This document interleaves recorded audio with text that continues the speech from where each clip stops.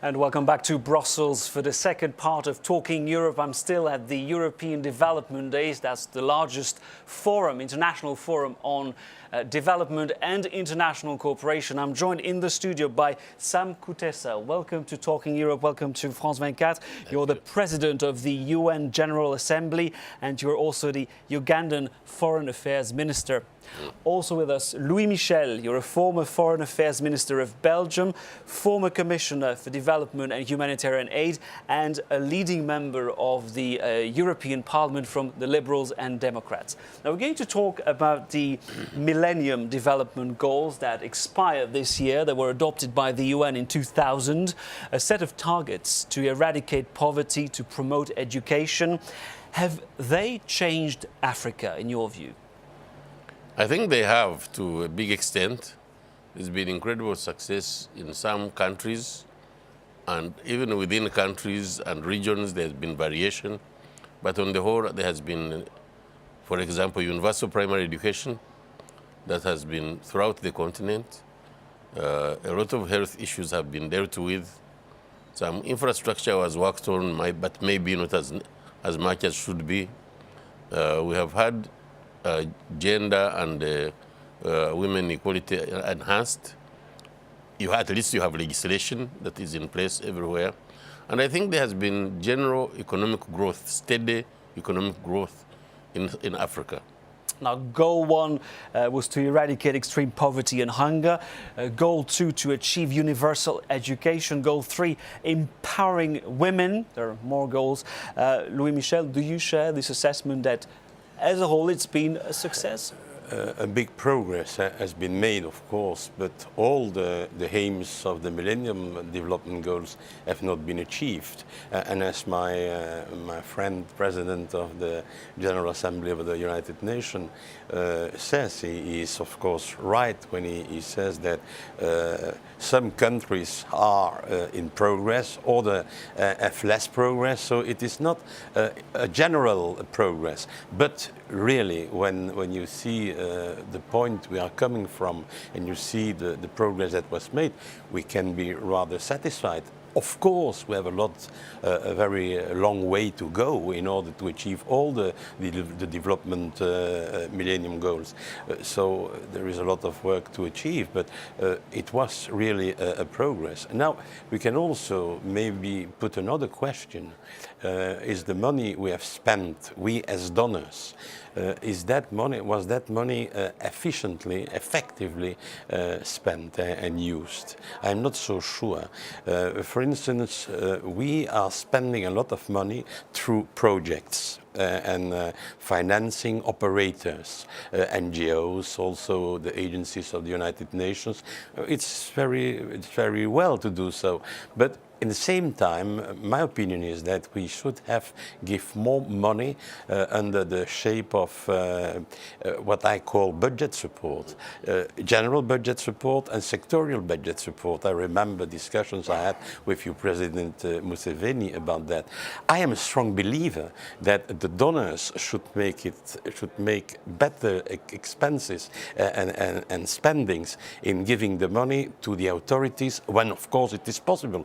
When you have a good governance, or when you have an enough good governance, I believe it is more effective if you give money to the authorities, because then they can put it in a strategy, in a global strategy, and not spreading out a lot of money. That's my opinion. So there is, to my opinion, a mistake that is made on our side, not giving enough money for budget support, general budget support, but also sectoral budget support. Now, just a reminder that the European Union and Europe as a whole remains by far the largest aid donor, with almost 50% of the total amount of aid spent across the world. I guess as a member of the Ugandan cabinet, you will agree, you prefer that the money goes to the governments, to the authorities, rather than to projects. That allows you to better channel this money?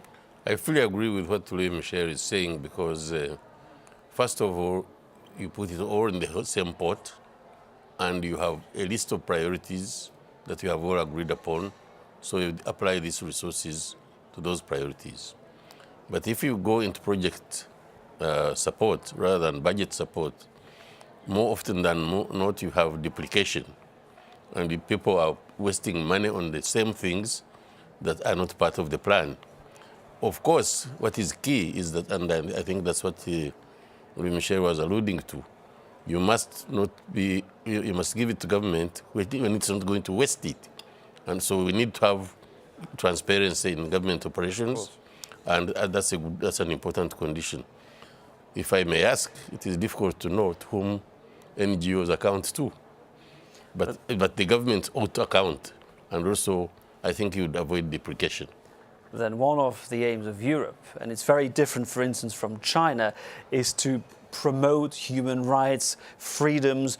What do you do when the governments don't abide by these principles? You can't bypass them, so how would you... Yes, you can bypass them. You can also finance, in that case, you can finance projects. But if the governance is rather good, it cannot be perfect, but if it is rather good, and if you have the guarantee that all this will be spent in transparency, I prefer to channel it through. When you say the government, it's not the government with the ministers, it is the institutions of the country who are spending that money. For instance, how can some countries pay salaries for teachers if they don't get money and budget support? This is the way in which I prefer working. And believe me, you can also control the good use of this money in a very fair way without any difficulty. And you can also see and assess, in fact, the results of your policy. What my colleague said is very true, of course. They have a strategy, they have a plan, a planning of their policy. If you give money to spend to this plan, they can succeed with that plan. If you are spreading out the money, it's much more difficult. That doesn't mean that you must not give money to NGOs and to programs. You can do that also. But in the same time, to my opinion, and that is a very important change we have to bring in the relation between a donor and a beneficiary. If you have a donor and a beneficiary, you have rather a relation of dependence. If you have, if you give money, you trust you partner. It becomes a relation of partners. It's very different, and we have to move towards this concept. That's certainly something I've been hearing a lot here in Brussels at the development days.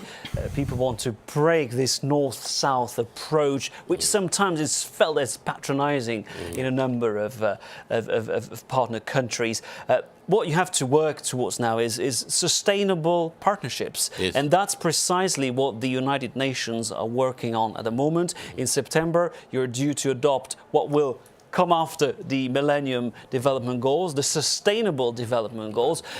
What are your priorities? Well, we have had Sustainable Development Goal discussions going on now, and finally the zero draft has come out. And instead of the 8 Millennium Development Goals, now you have 17 goals. Some people have been saying there are too many, but they have been a result of very careful negotiation. And I think touching them at all would cause some kind of derailment. But these overarching issues, again, are end poverty, end hunger, work on the social issues. But this time, unlike the Millennium Development Goals, we are not only addressing the social issues and the development issues, but we are also addressing the environmental issues. And that is what really brings in sustainability. We cannot really develop in our countries now without paying attention to the great issue of climate change. So this year, we have a momentous year, and we have 3 processes going on. One is the one on Sustainable Development Goals, which will be adopted in New York in September. The second one is in July, from July 13th to 16th in Addis Ababa, which is financing for development. And that is finding the resources and means of implementation to finance this agenda. The third, and also very important, is the December Paris meeting on climate change. And I think these are 3 crucial processes this year that we must all come together and pay attention to. About funding the aid, Europe has committed itself to spending 0.7% of its GDP on aid and international cooperation. A number of emerging countries which are getting richer and richer, I'm thinking of China, for instance, the Gulf countries, aren't doing as much, are they? No, they don't. They don't do as much. But can I tell you one thing? We always forget this. The European Union aid is channeled by grants, no loans. No. It is grants. When you speak about, for instance, the US aid, it is very often loans. If you take about China, it is no loans and no grants. It is an economic partnership. And in my opinion, I believe that it has to be reminded that the European Union aid is, in fact, helping the countries, not indebting themselves. So this is a very important difference, and sometimes we forget that. Can I also just coming back on the new Millennium Development Goals? I am not so sure that it is a good idea to extend it to 17 aims. I'd rather prefer to focus on 5 or 6 aims: education, economic development, infrastructures, because without these prerequisites you will not have development. That's my opinion. About also justice, a solid justice system, about health policy. If you have 5, 6 and focusing all the means on these 5 or 6, I believe we should have more effective results. That's my opinion. Yeah. But I will live with 17. Yeah. But I don't believe you can reach and achieve 17 aims. You can work on 5 or 6 and putting all the means on these fundamentals. I believe it should be more effective. Well, I think that the argument that Louis Michel is preferring has been argued as well. There are quite a number of people who believe that there are too many, and you may lose focus or spread yourself too thin. But these are goals that have become as a result of a negotiating process. Countries have got sensitivities, regions have sensitivities, and we've had to limit these. Don't forget there were more, and we have had to reduce them to these. Streamline. Now, regarding the role of China, interesting. What Louis Michel described is China wants win-win rapports with Africa, particularly building motorways in exchange for getting access to natural resources, for instance.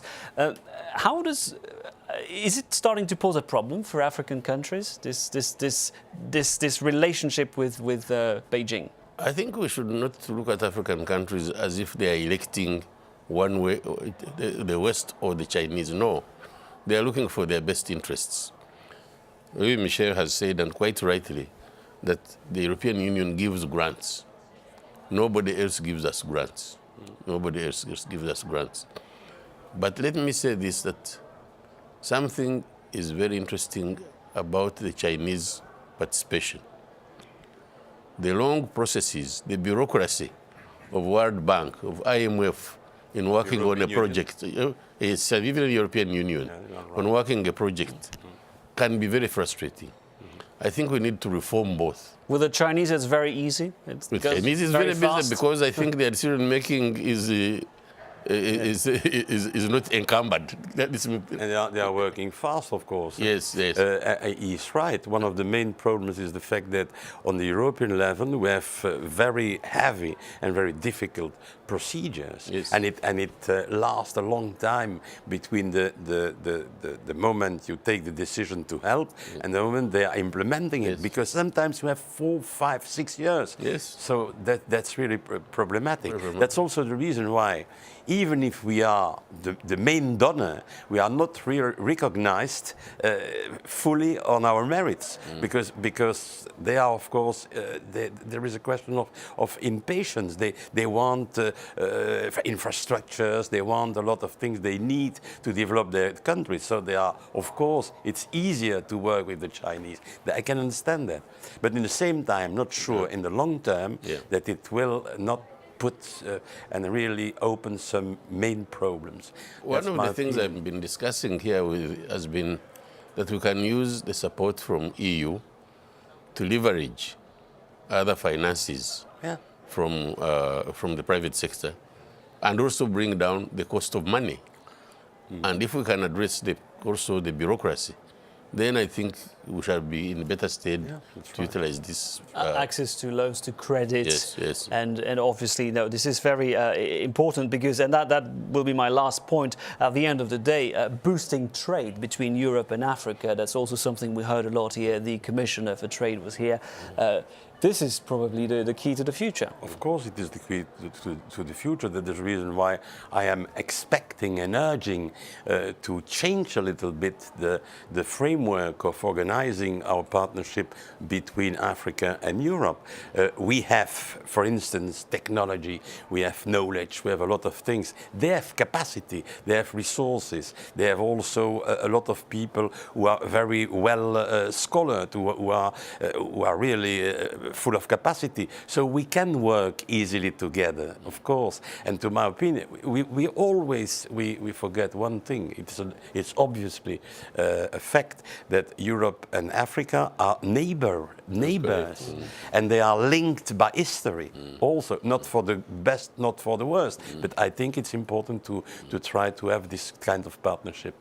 We'll have to leave it there, I'm afraid, as we're running out of time. I want to thank you, Louis Michel, former EU Commissioner for Development and Humanitarian Aid and leading member of the European Parliament. You're a member, of course, of the Committee on Development, and Sam Kutesa, President of the UN General Assembly and Foreign Minister of Uganda. Thank you very much for having found the time to talk to us.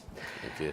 Now, that's the end of our show. Let's go back to Paris for more news on France 24 from all of us here in Brussels. Thank you for watching, and goodbye.